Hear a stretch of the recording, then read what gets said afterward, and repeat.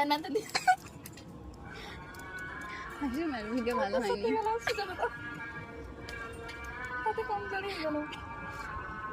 লঙ্কাটা দেখো গাইস বেকা বেকা